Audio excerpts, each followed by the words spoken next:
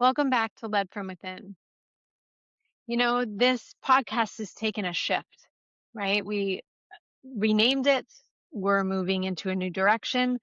And that new direction is all about integrity and honesty and how we navigate midlife in a different way, with alignment, with integrity, with truth telling, from a place of authenticity and ownership.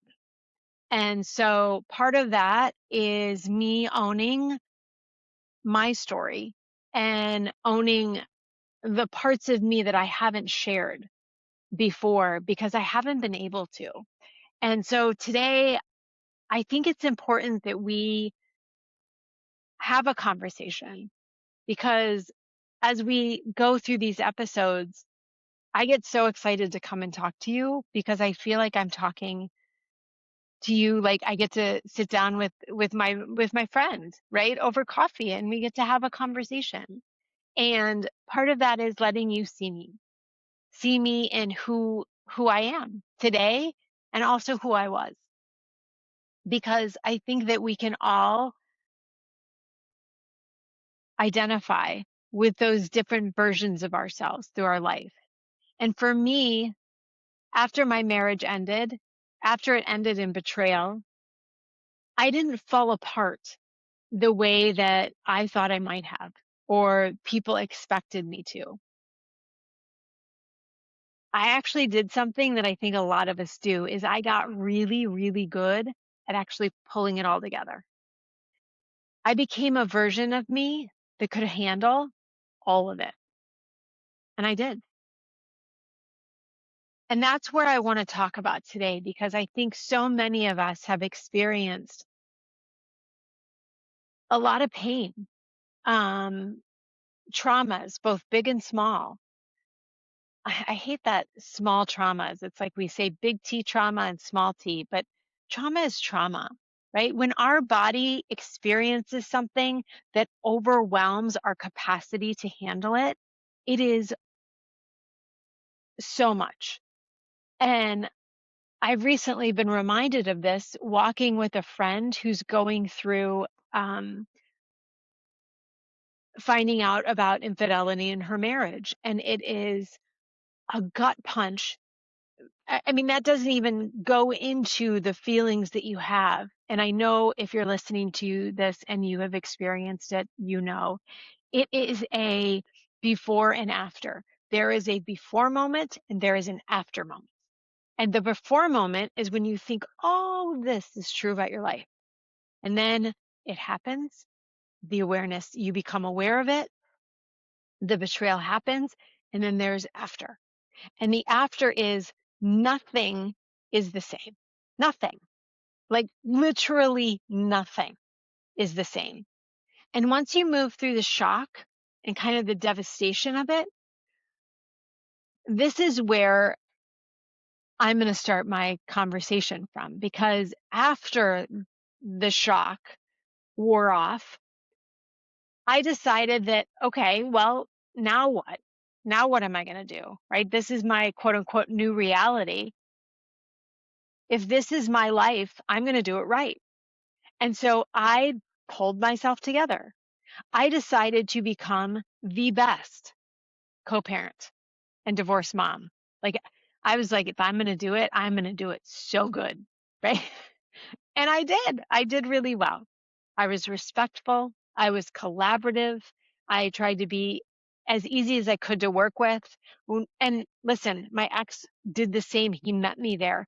We were able to really create uh, a new path forward. And I was really proud of that. And I am proud of that because I never wanted my son to have to carry the weight of what happened within the marriage. And here's the other thing. As I was creating this new version of me, when I was just not falling apart, but actually pulling it all together, people noticed. I started to get praise for it. And people thought, after everything you've been through, it's amazing that you can do this. And I took a lot of pride in that. I took a lot of solace in that. I used to love to tell people, privately the story, right? Because then I got praise for that. Am I proud of saying that now? No, but it's the truth. The truth is, I took all of that praise in because it gave me something to hold on to. And I needed something to hold on to, right? We create these roles because they help us survive the devastation. They help us cope with what is going on.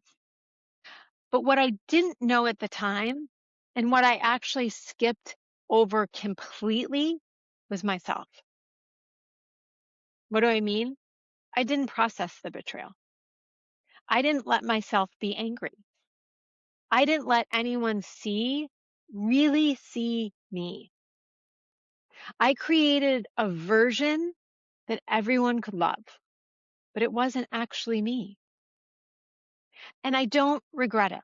I want to say that really clearly. I don't regret it. I created that version unconsciously and consciously because she helped me survive and she helped me cope with what was going on. And I think you can probably feel that way too, is that we create roles, we step into expectations, we do what is expected of us and asked of us because, yes, it may be easier, but we get praise for it. We get accolades. It feels good. Other people like it. And so we go along with it. Well, for me, fast forward about 12 years until I realized that I've been living this for years, like over a decade. And I wasn't pretending. I mean, I was her. I embodied it. I became a co-parenting coach. I was the person that people came to, right? Whenever there was something going on in their marriage or divorce, I mean, I was sort of like the person that they came to. And I was grateful to be that, right? I had lived experience that I could share, and I was grateful. I really did not fake it. I really embodied it. I built a life that worked until this past summer. Something broke. And I felt like I just couldn't carry it anymore. Not one more second. It was like I was suffocating inside of a life that looked completely fine. And frankly, everyone else was really happy with. But what I started to realize is I was exhausted. I mean, exhausted. And the pressure to live up to what everyone needed me to be. But there was an overwhelming heaviness that I felt because I was realizing, as midlife does, that while I built this role, while I was living this life, while I created this whole thing, no one knew me. But most importantly, I didn't know me. I didn't know what I wanted. I didn't know why I continued to put myself into situations that I really didn't want to be in. Why I said yes when I really meant no.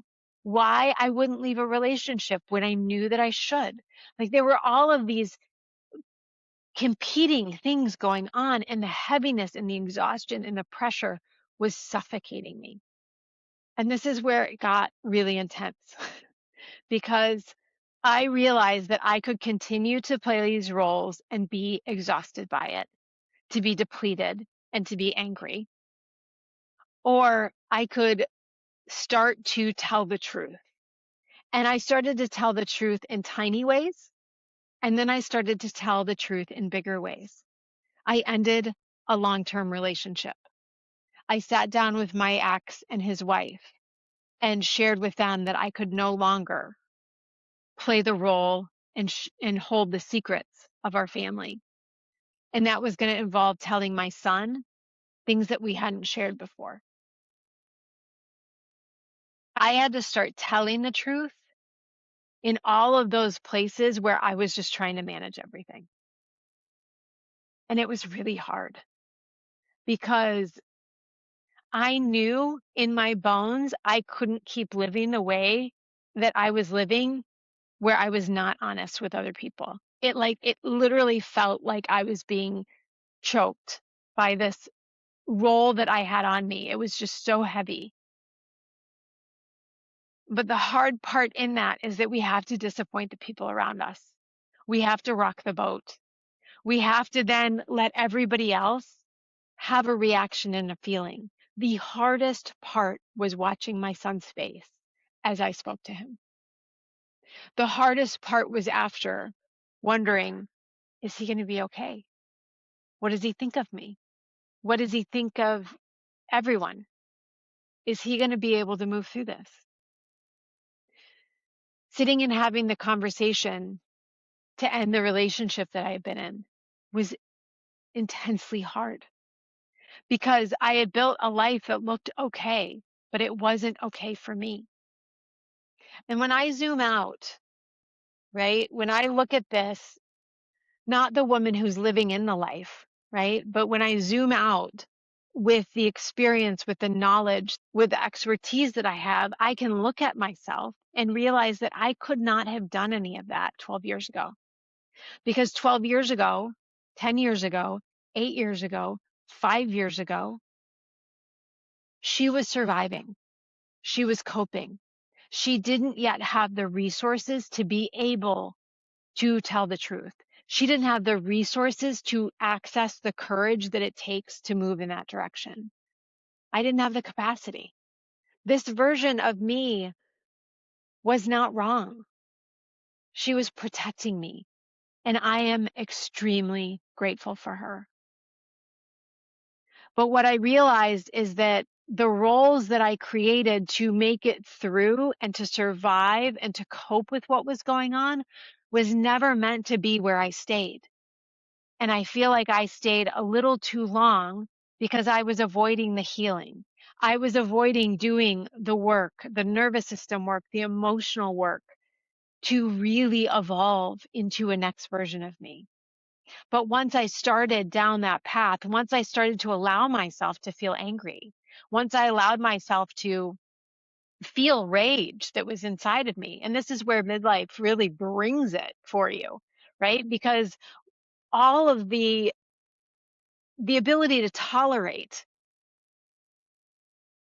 the BS just goes away, right? We don't have that capacity. We don't have the ability to tolerate it anymore. We feel the anger. We feel the immense tightness of these roles in midlife. And that's not by accident. It is not random.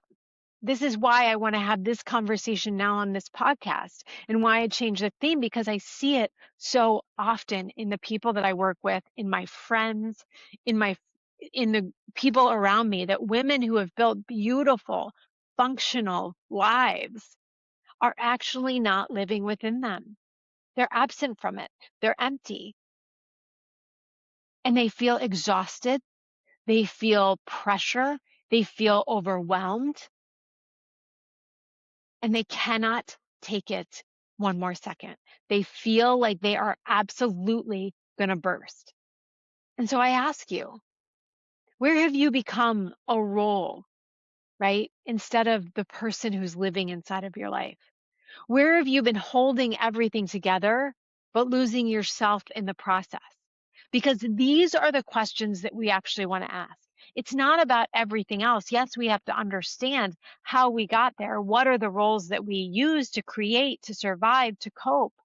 But it's about letting ourselves really move forward from that by asking those questions about assessing, where am I? What are the patterns that I'm in? And how do I want to change that? Because the way that you are feeling this overwhelm, the intensity of it is not random. The weight you're feeling, it's not random, but it is the weight of a version of you that was never meant to carry you through your whole life. So at some point, we either keep carrying it or we start telling the truth. And this is the part that I have been living for the past year of my life, where I can either continue to carry it for everybody else to keep everybody else happy, or I can start telling the truth. But you know, the most beautiful part of telling the truth, people start to see us. That yes, it's uncomfortable. Yes, we have to go through the disappointment. Yes, we have to be able to handle when people are upset, when they're angry, when they're confused, when they're frustrated, maybe when they leave. These things do happen. It's not all roses and rainbows and puppies. Telling the truth is actually excruciating at times, and it is also the single liberating moment of your life. I feel more alive in my life today than I ever have.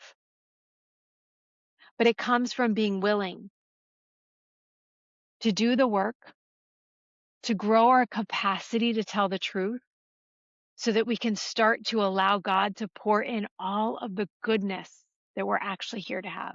Because we are here to experience all of the goodness, right? God created a world that is good, inherently good. And when we do our work, when we heal our nervous system, when we process our emotions, when we learn how to heal from what's happened, we actually create this beautiful container that can receive all the good stuff. But as long as we just keep putting kind of Band-Aid on a bullet hole, or we keep just adding different roles and different layers to it, we can't receive all the goodness. And that's what midlife offers us, is an opportunity to really shift perspectives, to shift what's going on inside of our bodies, inside of our hormones. Our bodies can't carry it anymore. And so it's a point. And this is the point that I ask you. Where are you at? And are you willing to start to look at what you've been holding and how has that affected you in the process? Because you get a choice. You do get a choice. You can choose differently. You can choose a different role. You can choose different relationships. You can choose the same relationship, but renegotiate them, right? You get to choose. And I just want you to know that. And I want you to hear that from me. I'm sending you much love and many blessings. And I'll see you in the next episode.